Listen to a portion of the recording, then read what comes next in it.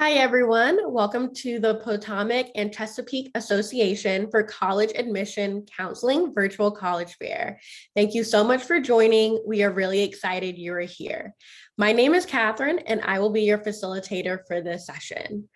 Welcome. This panel session is titled Introduction to the College Search and Timeline.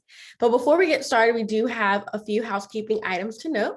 First, your camera and microphone are off. You are muted and your video is off. The panelists can't see or hear you. If you have any questions at all, feel free to submit those using the Q&A button. You can type in your questions to the presenters at any time.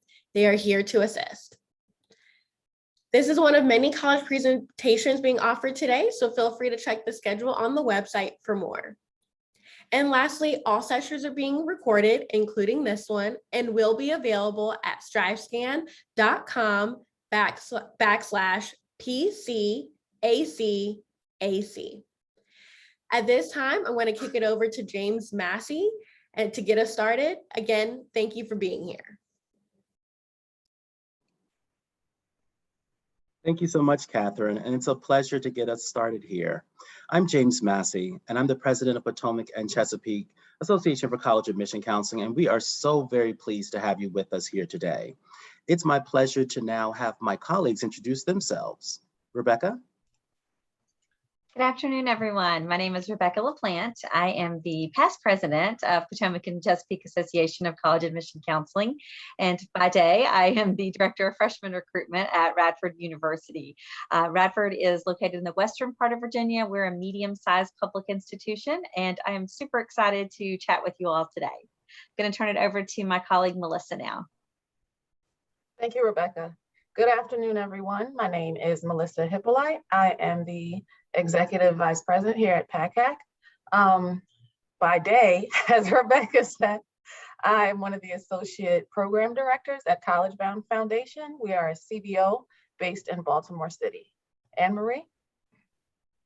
Thanks, Melissa. My name is Anne Marie Strauss. I am at the Bryn Mawr School, which is a girls' school in Baltimore, and happy to be here with you today.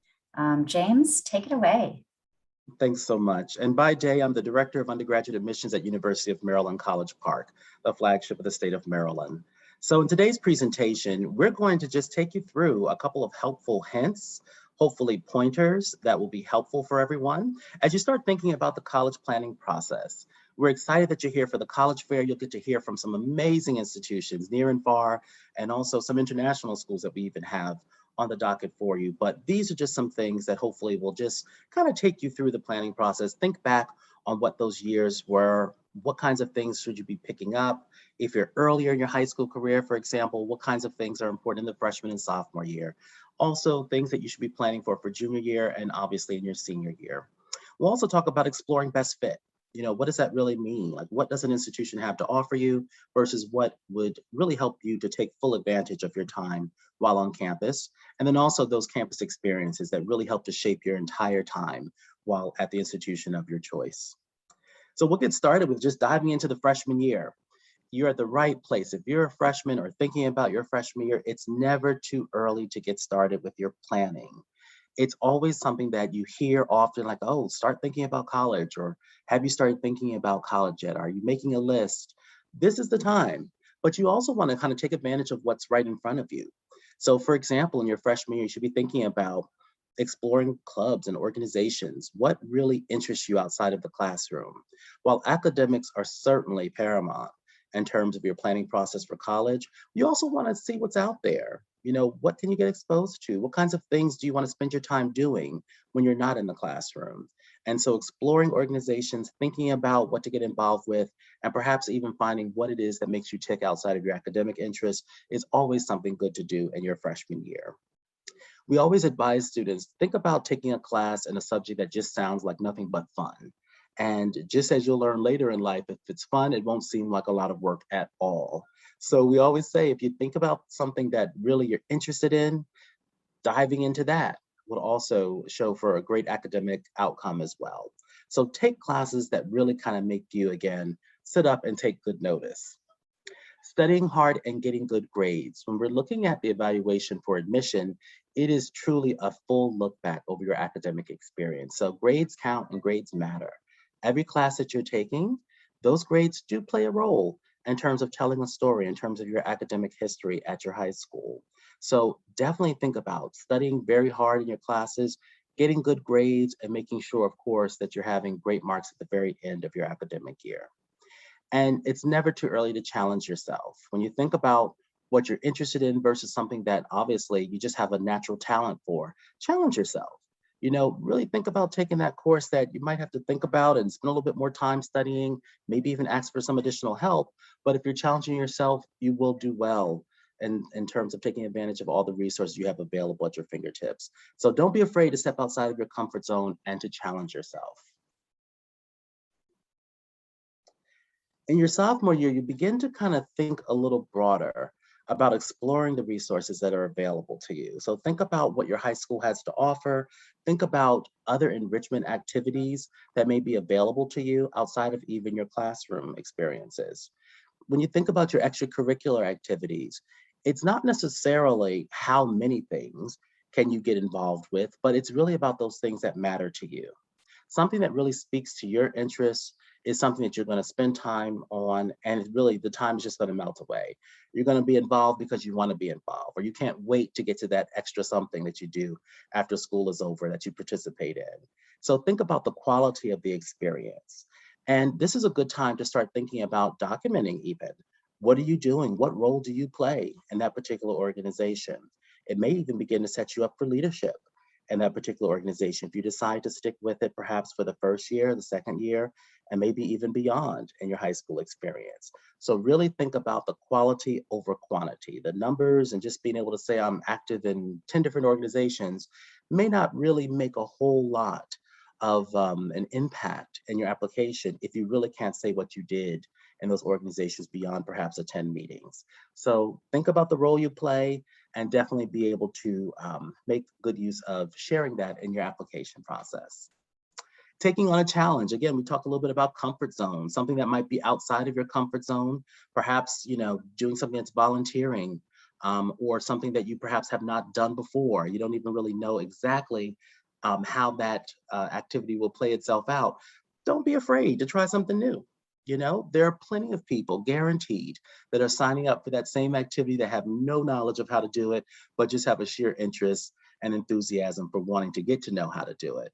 And then I'm sure there's going to be folks there, some of your peers that have been doing it for a while, and you'll be able to learn from them as well. So don't be afraid to try something new. And when you're trying something new, you're going to get really good at it, and then you absolutely will be able to shine at it as well. So again, challenge yourself outside of your normal comfort zone. And in terms of volunteering, most students will volunteer or have some type of service hours that you need to fulfill as part of your high school experience. But think about going beyond that. You know, if it's something that you like to do and perhaps you might get all your service hours done early, or perhaps you're already racking them up, find out like what else can you do beyond that? You know, is it some other role that you can play beyond perhaps just what is expected of you in order to complete your service hours for high school? So find something that speaks to your inner interest, something that perhaps might be near and dear to you or your family. And then, of course, you know, make good use of your time when you are volunteering there. And I always tell folks too, like if you think about like extracurricular activities, there might be things that you just do naturally that have nothing to do with school. It might be something that's faith-based. Don't shy away from really documenting how you spend your time there as well, or what kind of role you play in that, if it's over the summer, if it's in addition to your school year. Those are things as well that you should be sharing in terms of how you're spending your time outside the classroom, even if they're not absolutely connected to your day-to-day time in your schools. On the academic side of things, thinking about establishing positive relationships. When you think about this, this is really about thinking about your teachers, about if you're taking a course that is challenging, or if you're taking a course that you love and you want to learn more about it, spend some time talking to your teachers about it. They're there to help you. When they have time for you to come after class or after school, and if you're either being, again, challenged in a particular area, or if you just want to learn something more about it, or learn about why they perhaps got involved in that particular area, think about establishing those relationships. This will also help to set you up in terms of when you need to have your letters of recommendation written. You're going to have to ask your teacher and your counselor to write a letter of recommendation for you. And if you can establish those positive relationships early on, it will only help you. Understanding the next year's course selection process, talking with your school counselor. We have a great representation from those that are working very closely with our students on the secondary side, even within this panel. But think about those relationships that you have with them. They're going to help you to navigate what course is next, what's the next logical course I should take, and also what area can I challenge myself in? What is just speaking to me because it's very interesting to me and I want to learn more about it and perhaps take the next step in rigor as well. Learning about the PSAT testing and National Merit Scholarship Program. These are, again, conversations that you're having with your school counselor typically. Some of these things are tied to scholarship dollars. When you start thinking about financing your higher education, by taking these tests and by being in line with those, you may naturally also be able to pursue scholarship opportunities or even have some opportunities that you're tapped for, just by making sure that you're studying hard, of course, scoring well, and then perhaps being able to pursue these scholarship opportunities as well. And building good study skills and maintaining strong grades. Again, you start to see this continuing theme of grades do matter, of course.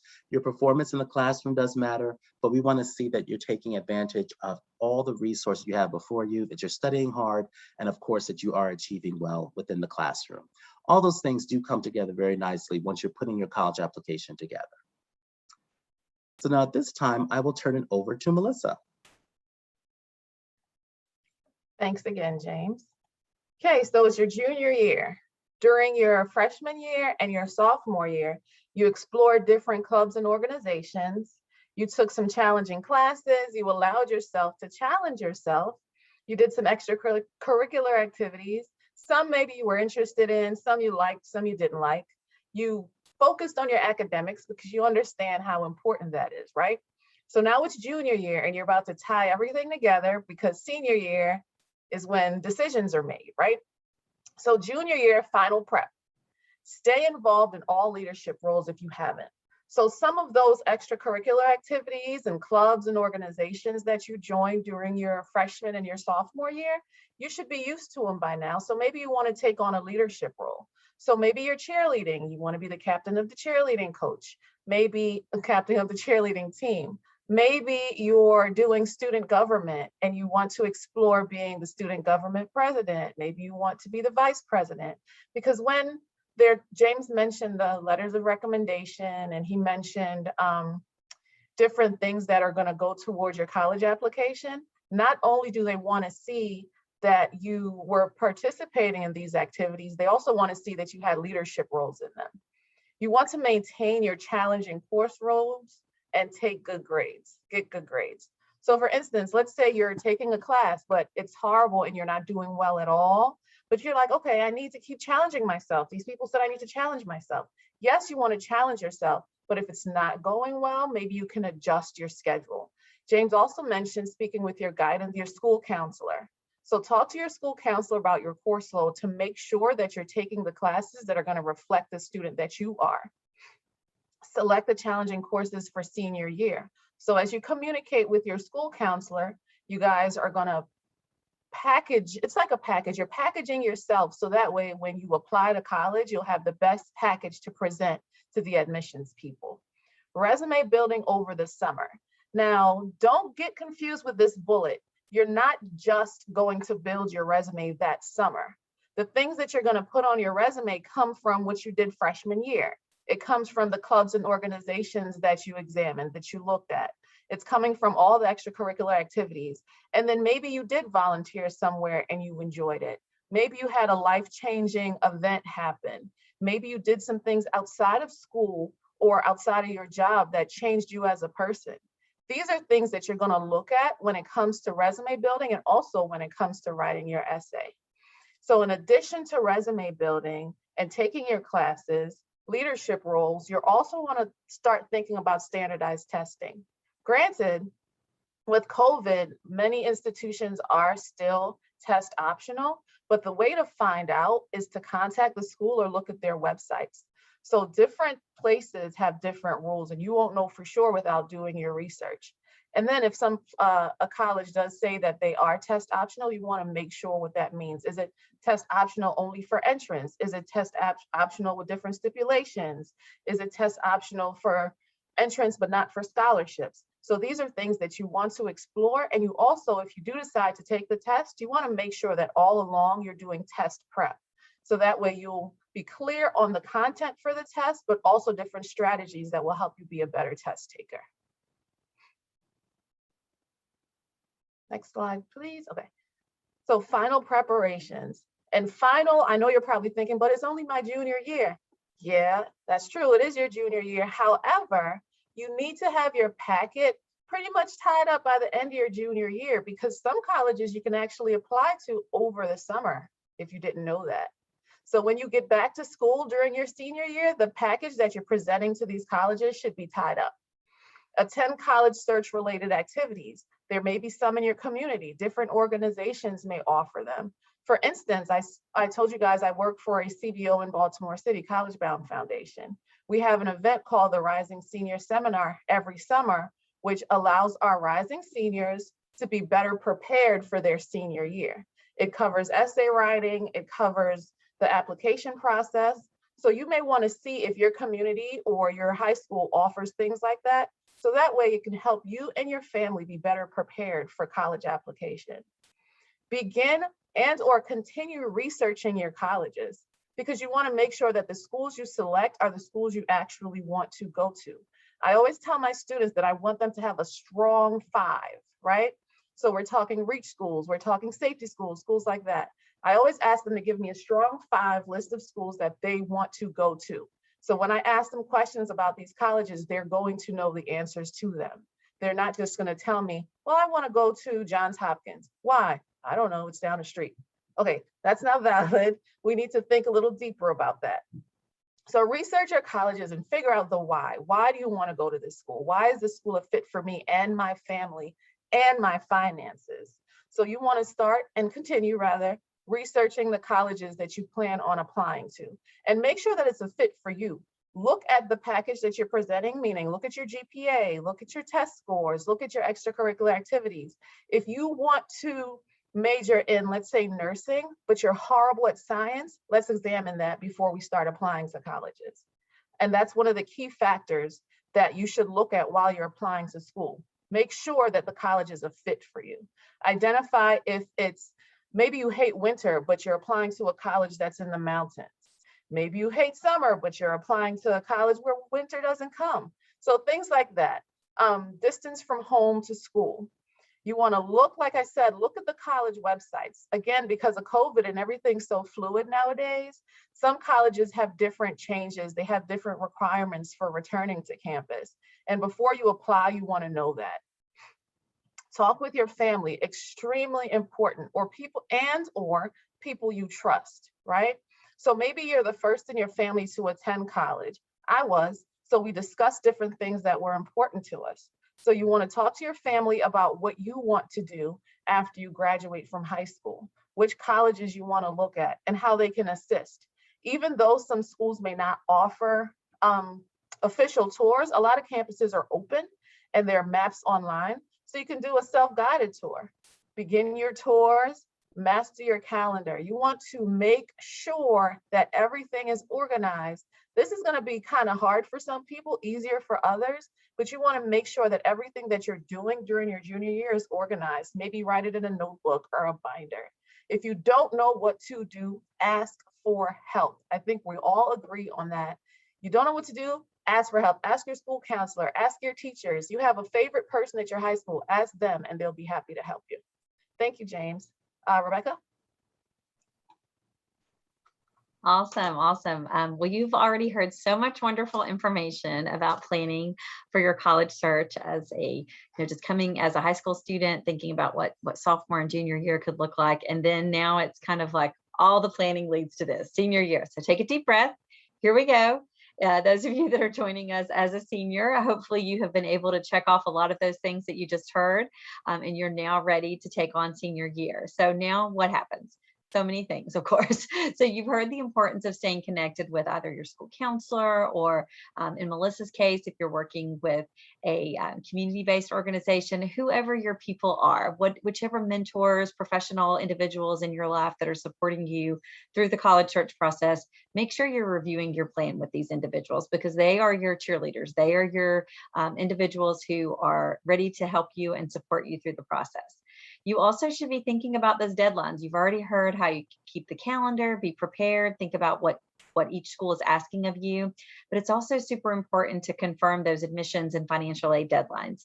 I've often said on different panels over the years that it's too bad that us colleges can't just get together and do it all the same way, but unfortunately it doesn't work quite that way, and we all have different application deadlines, different deadlines for our scholarship process or financial aid priority deadlines and things of that nature. So just make sure when you've created that strong list of schools that you are going back to be prepared and allow yourself to meet the deadlines and give yourself plenty of time to not have to rush through some of those aspects of the process.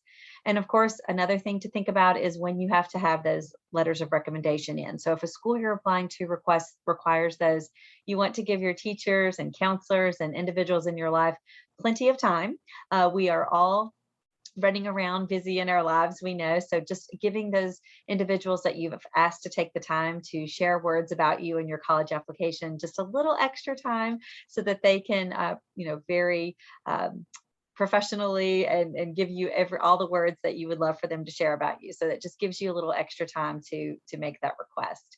And I already referenced merit scholarships and things of that nature, but really keep in mind how important it is to take that money with you wherever you go. Some institutions will have what's called institutional aid and merit aid that we will perhaps award you at the time that you apply to our institution or require a separate application for that.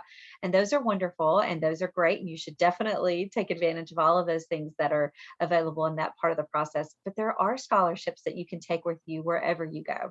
There are a lot of great tips and tools out there. And I think we're going to talk a little bit more about those later, but definitely take the time to start looking to see what is available for you so that you can take a very active role in this process and not have to wait to see what some institutions may offer you. This is an exciting one. Apply for financial aid. So the FAFSA opens. The exciting part is that you actually have a lot more time to prepare some of this information than in years past. Years ago, it was a very kind of scramble to the finish line with the FAFSA information, just getting your information that you needed as a family with tax returns and W-2s to be able to fill out the FAFSA, whereas now what we're using is called a prior year approach, and you are able to submit your FAFSA beginning October 1st. I don't know about my panelists, but I can't believe it's September 19th today. So whether you're watching this live or recorded, here we are. It is near the end of September and the FAFSA opens on October 1st. So all of you all, please make sure that you take advantage of getting that submitted as early as possible. That will just give you more advantages through the financial aid process so that if extra forms or documents are needed, you are ready to go because you've already gotten the forms submitted and you can start taking care of any extra supplemental items that might be needed. Okay, so that's all your fall semester. We've checked off all these boxes for the spring. We definitely encourage you to start making sure that you are checking your email for important updates and information. It could be your admission decision. It could be the school telling you to check your portal. They have a decision ready for you. It could actually even be that there is another scholarship opportunity. You just need to complete this one essay or this one extra piece of a form or something of that nature. So make sure that you are definitely staying in touch with the schools that you're interested in and not missing any important information that they will likely send you via email. So make sure you're staying on top of that for sure. And keep up the hard work. Really remember that colleges are so excited for you to join us on our campuses, but at the same time, it's very important to us that you finish out your senior year on a strong note, on a positive note. Don't get that lovely senioritis that we all talk about. Make sure you hang in there and you finish off the year on a strong and positive note with your academics. Unfortunately, there is this thing that's in your letter that says, this is conditional pending satisfactory completion of your senior year. So as disappointing and unfortunate as that is on the college side for us to have to change our mind about a decision, it is always the ball is in your court. So make sure you finish out on a strong note and just know that we are cheering for you as well, but make sure that you are still showing those colleges that you're ready and you're excited to be on their campus and ready to be a student that year as well. You do have until May 1 to make your college choice. That's what most colleges and universities adhere to and ask you to share that your decision with them by that date, so they can make those plans for their classes. And that's definitely the timeline that we all hope that you will try to make those decisions by. You may have some flexibility with some institutions, but that should be your goal, and that should be what you're striving for throughout your academic search process. So those are all the important things I wanted to share regarding your senior year. So what is next? And the next thing that we want you to think about is how you make that final decision. What are the important areas of that fit? Melissa just talked a moment ago about researching colleges. And so hopefully before you get those admissions decisions, you've already realized that there are certain things at certain schools that stand out to you, that are very important to you, that you've already figured out the why. I love that, Melissa. I think that's super important to help students think about the reasons they want to attend specific institutions and what those schools can offer them. So a lot of you may have already been thinking about these things as a family. You may have just had discussions regarding the location of schools, what academic programs are available to you at those institutions. Perhaps you're interested in things like, how easy is it for me to double major or add multiple minors to my repertoire before I graduate? You know, there may be things like that that's important to you. You may be looking at specific career building opportunities or research and internships. These are the things that college admissions counselors and faculty and staff at these institutions can absolutely share with you. Specifics, details, examples, and opportunities, sometimes even in-person opportunities that you can attend and maybe shadow or sit in on a class or something of that nature. So ask those questions. We're still in a time that things are a little different than they used to be, and we're all navigating that, but it's never hurts to ask those questions. You know, are there opportunities for me to learn more and learn from his current student? And sometimes maybe it's a Zoom meeting with the current student to understand what types of opportunities that school can offer you. So again, we've talked a lot about extracurricular involvement at the high school level, but then what do you want to do at the college level? Perhaps it's similar, perhaps it's something that's going to continue your love of a certain area of interest, whether it be academic or social or service related. So there's so many things that might be important to you as a student. Our most popular extracurricular involvement right now is esports. So there you go. Who knows what you might want to do and what all options are available to you at this time. But I definitely want to just quickly share before James talks a little bit about how you look at the schools and make that final decision.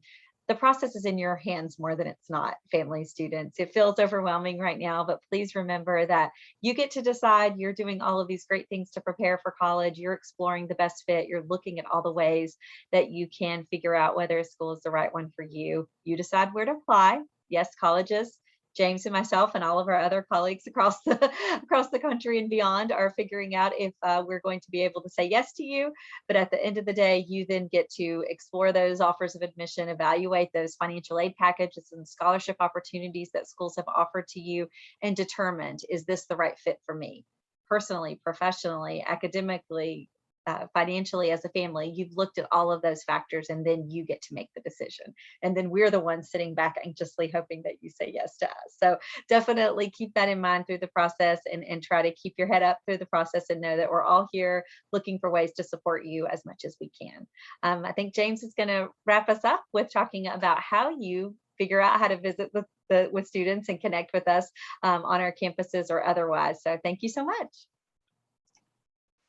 Thank you, Rebecca and Melissa. So in the campus experiences, you know, it's all about, as Rebecca was mentioning, you know, making that big decision. You have all this information in front of you. You've got your colleges you've been accepted to. Hopefully at that point, you've got financial aid packages in front of you, perhaps merit scholarship opportunities, and it's a lot of information to digest and to be able to sift through, and then arrive at, honestly, answering a bottom line question of, where is it do you see yourself for the next 4 years? But one of the best things to do when thinking about that is to get onto the campus if you can, to take a campus tour. We know that things certainly have been different, as was mentioned earlier, especially in this last year and a half. But in the virtual opportunity, you can be able to explore some things even during the application process, whether it's a virtual tour, even if it's an institution that's across the country from you, just browsing the website, being able to get a good feel for it. But there is nothing like the campus tour. If you can be able to get onto campus in a safe and healthy way, then obviously you want to take advantage of that as well, especially to be able to walk the campus and see, like, is this a place that I do see myself? Is this a place I would be able to enjoy? Talk to students, being able to really talk to students even on a campus tour, whoever's giving your tour and a random student you run into, that experience will certainly leave a mark on you and help to shape your thoughts about that particular school. Campus events. There have been lots of different types of campus events that have been taking place in the last 18 months or so, but also when you do get a chance to go in person, think about the open house programs. There might be opportunities to connect with faculty members. There may be special talks in a particular area that you're interested in pursuing at that particular school. Take advantage of those things. If you get an invitation and you can make it work with your schedule and your family's schedule, definitely try to make use of it. Try to take advantage of it. If it's an opportunity to even hear from a faculty member, if it's virtually, listen into it. You'd be surprised at some of the things that you really are able to connect with and things that might really give you that aha moment about a school just from an invitation that's sent to you. Connecting with staff and students, it's nothing like hearing from other students. Ask the tough questions, and the tough questions may be, what is it really like in the dining hall? Like, is the food good? A very baseline question. Don't be afraid to ask those questions. Or like, was bio really difficult? Or what did you really get out of your first year? What made you say yes to that particular school? Don't be afraid to ask those questions. Students are going to share very, very openly. They're going to be very candid with you. And usually also staff members, that are working at that institution are there for a particular reason. They love that school. They want to represent that school and they consider to do that with pride. So don't be afraid to shy away from asking those questions. Typically, parents, you may have questions as well. Your questions may be very different from students. Sometimes when you're going to different programs and different events you're invited to, we try to make sure we get an opportunity and a space so where students can be able to ask their questions, and then also that family members and parents and other folks that are with you are able to ask their questions as well. So again, come ready to ask and come ready to learn. Inquiring about interviews, it's interesting. Some places do have interviews and some don't.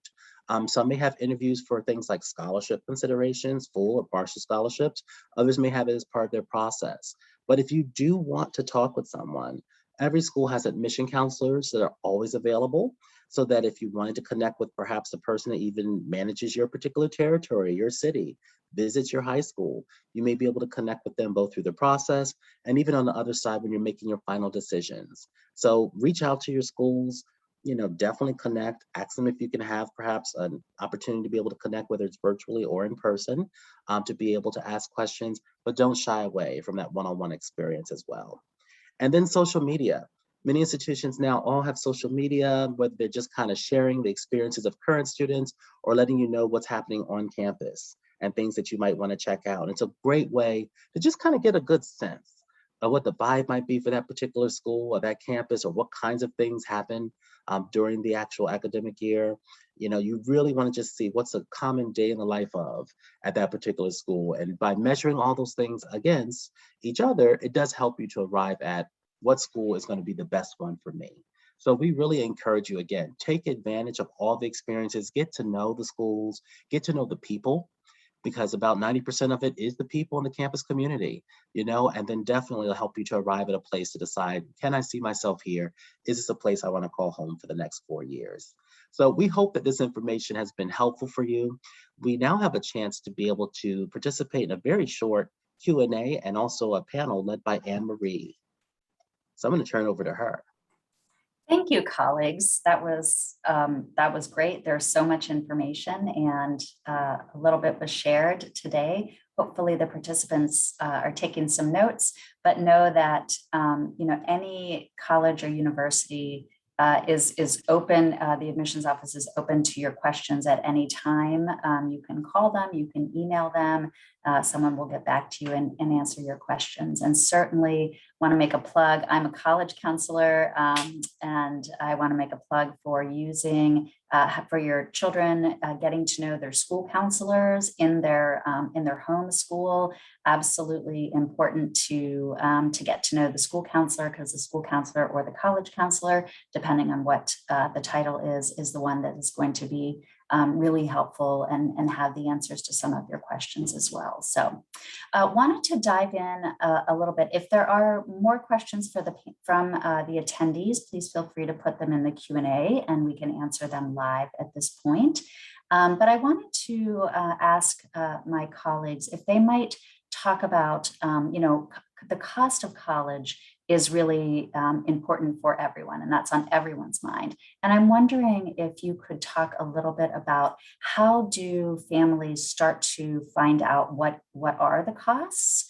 Can you talk about what is the total cost of attendance, right? Can you talk about tuition and room and board and fees and how the total cost of attendance is arrived at colleges, and also how families can look for what it is they're going to be asked to pay at different institutions. So if anyone wants to jump in on that, that would be great. We can go ahead and get started, I guess, with just paying close attention. We were mentioning earlier about the FAFSA and making sure that you're completing the FAFSA. We can't emphasize that enough for families to take advantage of completing and submitting the FAFSA, the free application for federal student aid. That's something that would really help to kind of start the process in terms of if you would be eligible for anything that may be even state funded in some cases, but mostly federal opportunities for funding. And many families often say, well, we don't usually qualify, or we may not qualify for anything, but certainly in this last stretch of time that we've all experienced, things change. And if you don't have a FAFSA on file, the financial aid office is not able to then create or be able to put together perhaps what you would be eligible for outside of anything that the institution may be able to offer. So we encourage you, again, take good advantage of doing the FAFSA and know that that would be helpful for your financial aid offices at each institution you apply to put together your financial aid package. Also, being aware of merit scholarship opportunities and deadlines is very important. Every school is going to be different. As was mentioned earlier, you may have to apply earlier, or there may be a separate application that you need to complete for merit scholarships. So kind of know as you're going through your application process for admission, also research what is, if there are any caveats for merit scholarship opportunities at those schools as well. And then hopefully you'll get all that information back to you on the other side of your admission decision in a timely manner, so you have enough time to, one, compare them school to school, and it should be coming for merit scholarship information. Sometimes it comes from your admissions office, but your financial aid package should indicate everything that you're being offered in terms of your financial offerings from that institution, as well as any things that may be related to FAFSA as well.